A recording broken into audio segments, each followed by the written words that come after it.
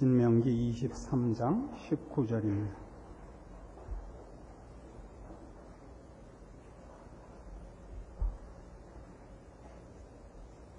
신명기 23장 19절. 내가 형제에게 꾸이거든 이식을 취하지 말지니 곧 돈의 이식, 식물의 이식, 무릇 이식을 낼 만한 것에 이식을 취하지 말 것이라. 타국인에게 네가 꾸이면 이식을 취하여도 가하거니와 너의 형제에게 꾸이거든 이식을 취하지 말라. 그리하면 네 하나님 여호와께서 네가 들어가서 얻을 땅에서 네 손으로 하는 범사에 복을 내리시리라. 이 신명기 23장 19절 20절은 이제 이자를 위해서 돈을 꾸어주는 것을 금하는 장면인데, 이 내용은 현대적인 경제 상태와는 본질이 다른 것을 말합니다. 현대에 있어서 경제 상태라는 것은 자본을 대는 것과 그 자본을 가지고 경영을 하는 자 간에 이 구별이 되어 있어서, 당연히 자본을 내는 사람이 그 이익을, 이자를 원하고 이자 이상의 이익을 얻으려고 하는 것은 당연한 경제 활동이 됩니다. 지금 신명기에서 말하는 이 이식을 취하지 말라는 것은 지금 이것이 가난한 자를 대상으로 하는 얘기를 하는 것입니다. 출애굽기 22장에 가보십시다.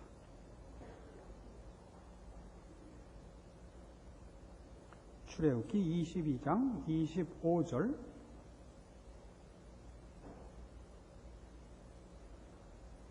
출애굽기 22장 25절. 네가 만일 너와 함께한 나의 백성 중 가난한 자에게 돈을 꾸이거든 너는 그에게 체주같이 하지 말며 별리를 받지 말 것이며, 네가 만일 이웃의 옷을 전당 잡거든 해가 지기 전에 그에게 돌려보내라. 그 몸을 가릴 것이 이뿐이라. 이는 그 살에 오신즉 그가 무엇을 입고 자겠느냐. 그가 내게 부르짖으면 내가 들으리니 나는 자비한 자임이니라. 레위기 25장에도 있습니다. 레위기 25장 35절. 레위기 25장 35절. 네 동족이 비난하게 되어 빈손으로 네 곁에 있거든 너는 그를 도와 객이나 우고하는 자처럼 너와 함께 생활하게 하되 너는 그에게 이식을 취하지 말고 네 하나님을 경외하여 네 형제로 너와 함께 생활하게 할 것인즉 너는 그에게 이식을 위하여 돈을 꾸이지 말고 이익을 위하여 식물을 꾸이지 말라. 나는 너희 하나님이 되려고 또는 가나안 땅으로 너희에게 주려고 애굽 땅에서 너희를 인도하여 낸 너희 하나님 여호와니라. 네 동족이 비난하게 되어 네게 몸이 팔리거든 너는 그를 종으로 부리지 말고 품꾼이나 우고하는 자와 같이 너와 함께 있게 하여 희년까지 너를 섬기게 하라. 그러니까 근본적으로 지금 우리 성경 본문에서 보는 바와 같은 이자를 위하여 돈을 꾸어주는 행위를 금하는 것은 가난한 자를 도울 때 이자를 받지 말라 이겁니다. 돕는 거니까 그의 가난을 빌미로 삼아서 그의 모든 것을 착취하려고 하지 마라 이거죠. 다른 사람의 것을 빼앗아서 네 부를 쌓지 마라 이런 것이 됩니다.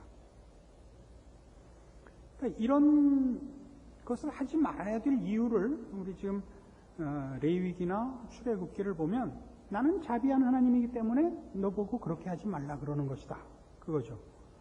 출애굽기의 기록은 또 레위기에서는 나는 너를 종되었던 애굽 땅에서 구하여 낸 그래야 이 젖과 꿀이 흐르는 땅을 너에게 준 하나님이다. 그러니까 너는 그러지 마라 이겁니다.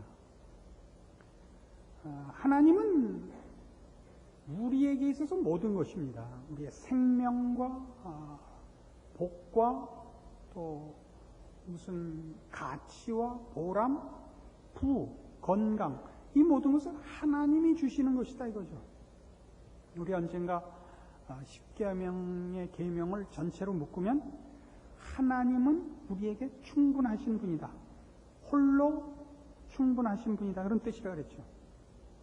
하나님이 우리에게 부족하신 분이 아니다. 이것이 나 외에 다른 신을 두지 마라, 우상을 만들지 마라, 내 이름을 망령되이 일컫지 마라, 안식일을 거룩히 지키라. 이게 다 그거예요. 하나님은 우리에게 불평의 대상이 되실 수 없는 분이다 이거죠. 우리에게 충분하신 분이다.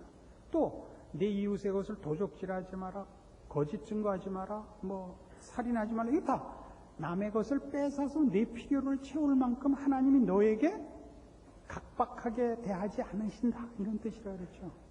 이것이 바로 오늘 우리의 오늘 요구, 이식을 취하려고 돈을 구워주지 말라에 나오는 것입니다.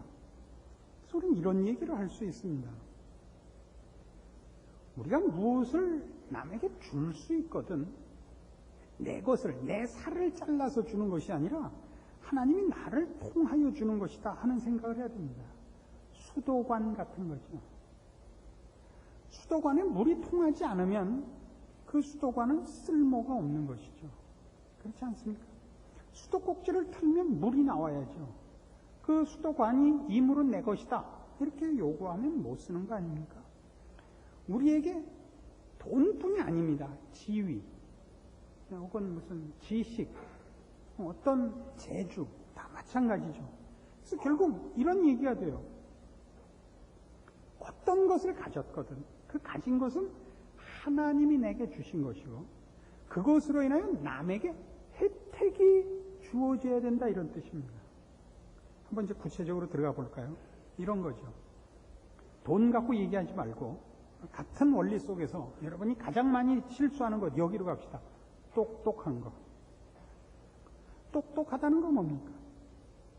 남보다 먼저 본질을 꿰뚫어 보고, 남보다 먼저 해답을 알고, 남보다 먼저 다음을 준비하는 그런 분별과 지혜가 있는 것을 똑똑하다고 합니다.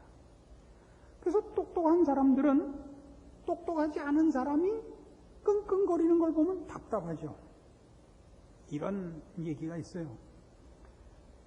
어느 고등학교에 그 공부 잘하는 반장이 있는데 늘 선생님이 들어오시면 어느 선생님이나 얘를 봐라, 이렇게 똑똑한 학생을 봐라, 너희는 왜 그렇게 못하느냐 라고 늘 꾸중을 했단 말이에요. 근데 그 반장 이름이 이대원인가 뭐 그랬어요. 이제 늘 그걸 이제 마음에 시샘을 내고 있었던 박동준이라는 학생이 기말 시험을 보는데 수학 시험을 딱 받았는데 딱 보니까 아는 건 이름밖에 없단 말이에요. 그래서 이름 쓰고 나왔어요. 한 3분밖에 안 걸린 거예요. 근데 이대원 반장은 1시간 내내 끙끙거리는 거예요. 그래서 역시 다르구나. 저 문제를 다 푸는 모양이구나. 그랬더니 종이 울리고 답안지를 내고 이제 시험이 끝났죠. 너 그거 풀었어? 하나도 못 썼어. 박동준이 기고만장한 겁니다. 나는 3분 만에 못 풀겠다고 알았는데 너는 똑똑하다는 반장이 1시간을 끙끙거리고야 모르겠다는 걸 알았단 말이냐? 이렇게 된 거예요. 우린 똑똑하다는 게 그가 똑똑함으로써 내가 준비 못한 것을 이 사람이 준비시켜주고 내가 분별 못한 것을 이 사람이 분별시켜주는 것으로 내 옆에 이 사람이 그늘로 무슨 의지할 것으로 피난처로 존재해야 되는데 똑똑하면 돌아다니면서 괄세를 한단 말이에요. 늦는 꼴을 못 보죠. 36은 37은 못 참는 거예요. 37이 21이잖아. 3을 7번 더하고 앉아있는 게 박동준이. 더 할 때마다 틀려요. 어떤 땐 15가 됐다가 어떤 땐 26이 됐다가 더 할 때마다 내가 저거랑 같은 교회 다니는 게 정말 저주스러워. 똑똑한 사람 쳐놓고 느긋한 사람이 없다고요. 저만 빼놓고. 저는 아파서 그렇게 됐어요. 그래서 이제 그걸 생각하는 거예요. 우리는 가진 자가 혹은 지위가 있는 자가 거들럭거릴 때는 교만하다 그래요. 저거 교만하다. 지가 잘났으면 얼마나 잘났길래. 그런데 똑똑한 사람이 막 이렇게 성질을 부리고 급해하면 그걸 당한 사람이 주눅이 들고 저거 성깔 못됐다 그러질 않아요. 우리나라 풍토가. 왜? 공부 잘하면 모든 걸 용서했단 말이에요. 공부를 잘하면 뭐든지 혜택을 입었어요. 너무 나라가. 그래서 공부 잘하고 못된 것들만 만들었어요. 공부만 잘하면 모든 것이 용서됐단 말이에요. 지금은 안 그래요. 지금은 못된 건 계속 못되고 공부는 안 해요. 예전에 우리 얘기입니다만. 그러니까 똑똑하다는 것이 자기 옆에 있는 짝꿍에게, 같은 반 학생에게 무슨 혜택이 있냐면, 하다못해 컨닝 페이퍼라도 돌려야 될 거 아니에요. 자기만 알고 써요? 나쁜 놈 같으니까. 그럼 컨닝이 잘하는 거예요? 잘못하는 거죠.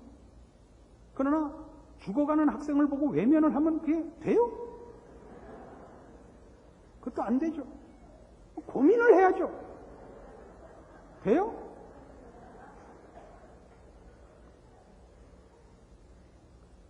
요즘 IMF 시대가 되었고 교회에 올 상식이 없는 사람이 가끔 와요.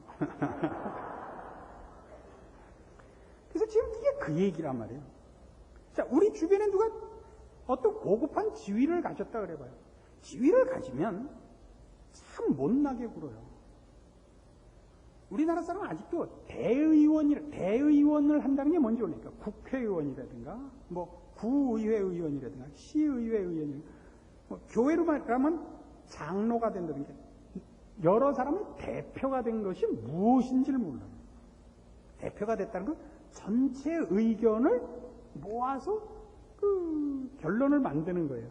근데 대표가 되면 우리는 나 아니면 안 돼 이런 것밖에 할 줄을 몰라요.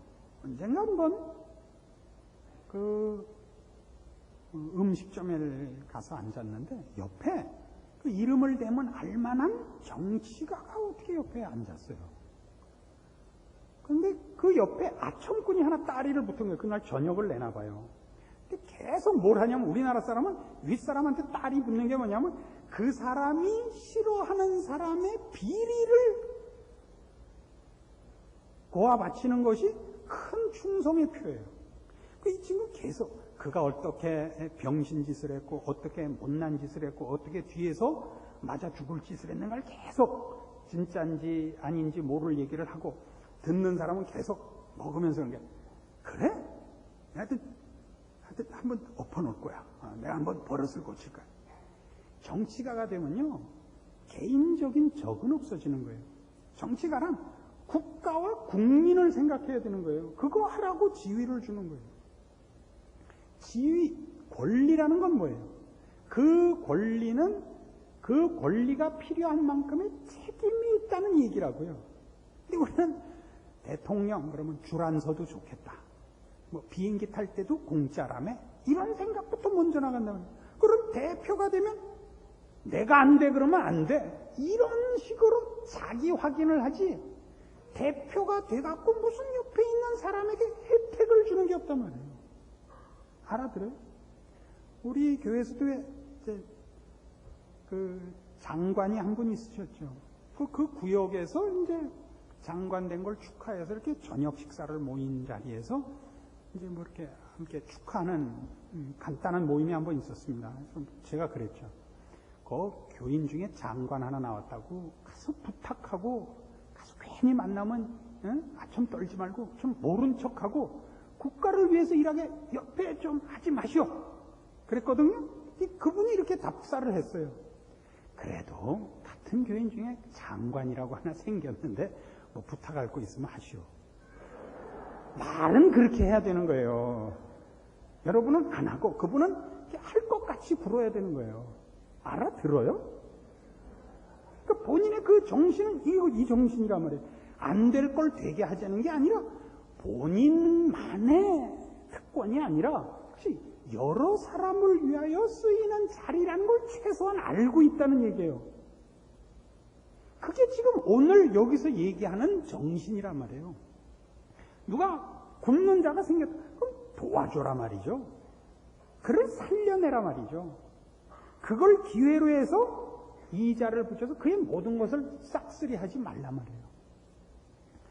서양의 역사를 보거나 동양의 역사를 보거나 농노라는 이상한 계급이 왜 생겼냐 하면 이 조그만 자기 땅 갖고 농사를 짓는 사람이 큰 부자를 이길 수 없게 되는 거예요. 그 대표적인 예로 로마가 그랬던 겁니다.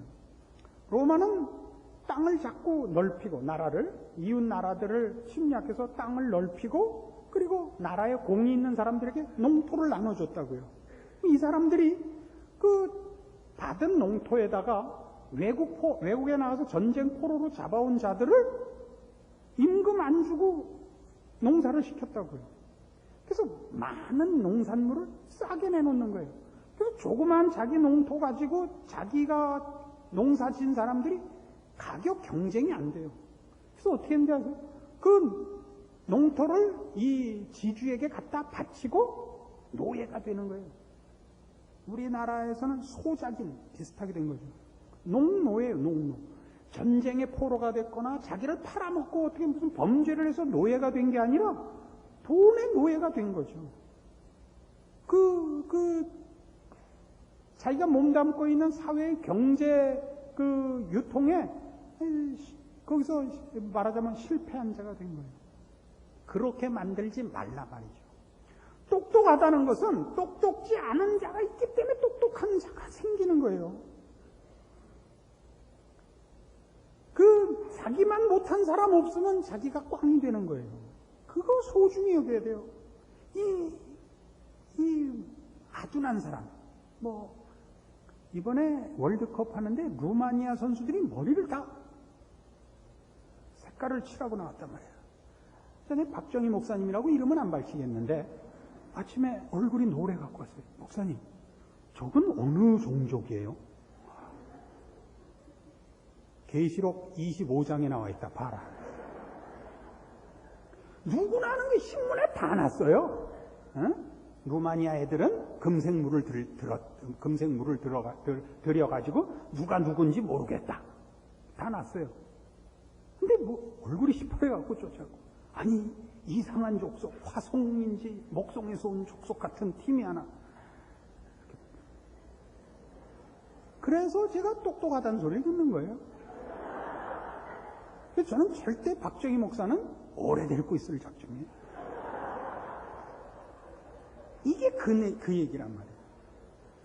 똑똑하다는 것으로 누굴 가서 들추지 말라고요. 그의 무식함과 미련함을 들추지 말라고요. 실수하기 전에 얼른 이렇게 막아주란 말이에요.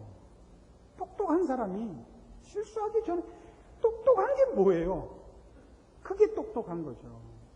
똑똑하다는 건 본인이 똑똑한 걸 확인하기 위해서 옆 사람을 잡아먹는 사람이 아니라고요. 그건 식인종이죠. 그죠? 그건 똑똑하다고 합니다. 똑똑하다는 것은 그 사람이 있음으로써 여러 사람이 지식과 분별해서 혜택을 받도록 하는 사람이에요. 지위가 높다는 건 뭐예요? 그가 남다른 특권을 갖고 있다는 것이 아니라 그가 그 지위로 인하여 사람에게 말을 시키면 서로가 결론을 못 내는 거예요. 이 사람은 이렇게 하자고 저 사람은 저렇게 하자는 거예요. 정치가 그런 거는 정치가들이 왜 욕을 먹어요? 정치가란 원래 한 나라가 그 시대에 제일 그래도 나은 사람을 뽑아서 현재의 나라의 운명과 또 그 나라의 미래를 준비케 하는 사람인 거예요. 근데 모든 사람은 눈앞에 있는 지금이라는 시간밖에는 보지 않는단 말이에요. 내일을 준비할 실력이 없어요. 분별로나 뭘로나. 정치가란 거기서 다른 거예요. 그러나 오늘날 정치가는 다 어떻게 됐냐면 자기를 뽑아주는 선거인단의 이익을 대표하는 몰입애가 되고 말았어요. 그러니까 내가 되면 이렇게 해주겠습니다. 이렇게는 자기를 뽑을 유권자들이 사는 동네에 가장 시급한 이익의 문제란 말이에요. 그게 아니에요. 한 나라의 미래를 책임질 사람이라고요. 그 나라가 더 내용에 있어서 질에 있어서 그 이상과 도덕성과 무슨 삶의 본질에 있어서 더 나은 나라를 만들기 위하여 보다 앞을 내다보고 준비하는 실력을 가진 사람이 정치를 해서 한 나라를 그리로 끌고 가는 거예요. 지금 왜 그랬는지 모르죠. 임진왜란이 났을 때, 임진왜란이 일어나기 여러 해 전에, 10년 전인가, 뭐 그렇게 이율곡 선생이 10만 강병책을 건의를 했다고요. 다 반대했어요. 무슨 소리냐? 그때 우리나라에 10만이라는 군대를 그렇게 만들 만큼 그렇게 인구가 많을 때도 아니고 그런 군비가 없을 때입니다. 근데 일본이 쳐들어올 걸 알고 있었죠. 근데 그 반대한 사람들 중에 다른 사람은 뭐 반대한 수밖에 없는, 안식이 짧았다 치고 식견이 짧았다 치고 반대한 사람 중에 누가 껴 있었느냐 하면 오성과 한음도 껴 있었단 말이에요. 이항복 대감과 그 누구예요? 이덕형 대감까지 껴 있었던 거예요. 근데 그때 이율곡이 뭐라냐면 대붕의 뜻을 어찌 바퀴벌레들이 알려 그랬단 말이에요. 응? 그런데 이제 임진왜란이 나고 선조임금을 데리고 북으로 피난을 가게 돼서 임진강을 건너는데 밤에 비는 오고 강은 건너는데 앞이 안 보이는 거예요. 누가 뛰어와요? 여기 혹시 이항복 대감이 있느냐고. 그래서 나라 그러니까 사당직인데 정자를 이렇게 만들어 놓고 거기 이율곡 선생, 돌아가신 이율곡 선생 사당 비슷하게 하면서 정자를 크게 하나 지어놓은 게 있었는데 그걸 늘 기름칠을 해서 정돈을 해놓으라 그랬답니다. 근데 거기 나중에 이리로 임금님 행차가 어느 날 올 테니까 그때 이것을 이항복 대감을 주라 그랬대요. 받아보니까 종이 펴보니까 불화자 하나 써 있더래요. 그래서 그 정자에 불을 지르고 그 강을 무사히 건넜답니다. 그때 이항복 대감이 그런 게 나도 까마귀 때였구나. 나도 까마귀 때였구나. 나는 좀 내다보는 줄 알았더니 이율곡 선생이 그때 10만 강병책을 얘기할 때 본인도 반대한 사람이니까. 이게 말하자면 정치가예요. 근데 지금 어떻게 하고 있어요? 정치가들은 자기네 이익을 위해서 국민과 국가와 또 미래라는 것은 전혀 생각지 않는 가장 힘있는 이기적인 날강도 집단이 됐단 말이에요. 그리고 그런 것이 우리에게 어떤 영향을 주냐 하면 모든 삶에 있어서 아무도 정직하거나 희생적이거나 남을 돕는 일들을 당연히 안 한다고요. 그러니까 지금도 그런 거예요. 촌지 주고받지 마라. 그럼 왜 다 웃고 비웃냐 하면 큰 도둑놈은 안 잡고 작은 범죄하지 말라 그러니까 다 웃는 거예요. 뭐부터 해야 돼? 큰 일부터 해야 되죠. 그러니까 이걸 지금 정치 얘기하거나 지금 뭐 어쩌자는 얘기 아니라 어디서부터 이런 일들은 생겨나가고 누구만이 할 수 있냐 그러면 교회와 교인만이 할 수 있는 거예요. 신자들만이 할 수 있는 거예요. 우린 이걸 위해서 부름을 받고 있는 거예요. 그러니까 지금 이스라엘 백성에게 하나님이 너희는 이렇게 살아라 그럴 때 무엇을 근거로 했다고요? 나는 자비한 하나님이다. 나는 너희를 종되었던 애굽에서 꺼낸 하나님이다. 나는 너희에게 가나안 땅을 주는 하나님이다 이거예요. 그러니까 우리에게도 이거예요. 우린 종되었던 자리에서 부름받아 나온 거예요. 우린 세상 사람들과 다른 거예요. 우린 영원한 나라에 속해 있는 거예요. 그 나라의 사람답게 살아야 돼요. 그 중에 가장 대표적인 게 뭐냐? 우리의 모든 보상과 필요는 하나님 손에 있습니다. 나는 세상에서 내 필요를 공급받지 않습니다. 이 얘기란 말이죠. 이것이 이런 데 묻어나오는 거예요. 윤리 도덕적 차원에서 착하게 살아라를 얘기하는 것이 아니라 이것이 신앙의 본질이 삶의 모습 속으로, 삶의 현장에서 어떤 형태로든지 배어 나와야 되는 일들이다 말이에요. 돕는 일, 사람을 살리는 일, 내가 있으므로 누가 혜택을 받는 일, 그런 거 해보셨어요?